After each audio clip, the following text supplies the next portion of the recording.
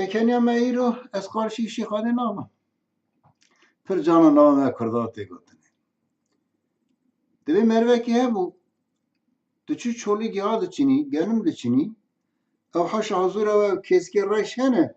کسکی رشی پچوک نواگی ها دان برای پیسی حیوانا لعب گلور دکن توبت کن دوی چند که قلاقه زرستانت کن مری ریدی نیردی یارا بکته وان کسکانا با چه چکری یعنی وانا گیری چه تینی ایشی وان کاری وان رخی توب دکن رخی گلور دکن دوی چین یعنی وانا گیری چه تینی یارا بکته با چه یا چکری demek ki şundan nakaştı ki Beçi doktor diye evli çoluğu kezge reşene aman kezge reş gere tudna ve he kurunda bakalini buxi derman te ev.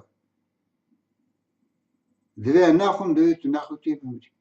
Evi vallahi naxum. Ez bimrim ji ez naxum. Deka aciz biyet go xalit evana boçu çekiriyin. Jevher on kezga buxan.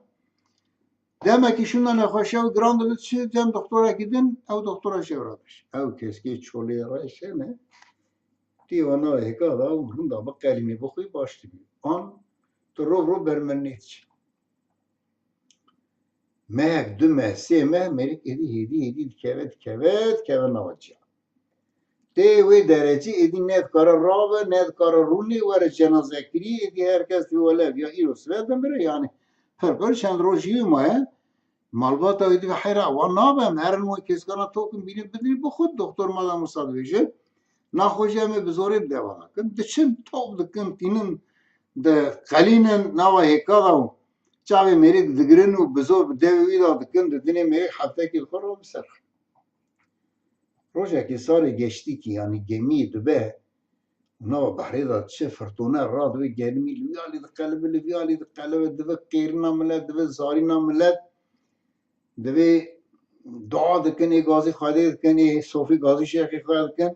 او جی خارنشتی نیه خوابتی سره دو قد دنگی خوانا که جغارا خوادکشینه وکی لمارا خارنشتی تشتک تونه یک جوان ریوین گمیه هیرس ده چه پایینه که لید خیاو دوی هلا راو تشتک بیشت تو دوی بیم چه دوی تو ناوینی فرطونه راو گمی همه لیال ده خلبه امان 1000 انسان داره گمی ده ام گشت مرن او قد خامتنه نه یا ما توش گازی خواده که توش دعا که توش بقیر توش بزاری تو نبینه ملت چقدر دیگری دزاره چوکی خواهد قیره مرکتی نه از قارشی ایشی خده نابم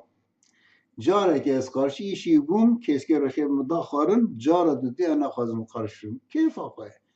گمید قلبینه مد خانقینه فرطونه راد که دیده سکناندن از قارشی ایشی بی نابم آها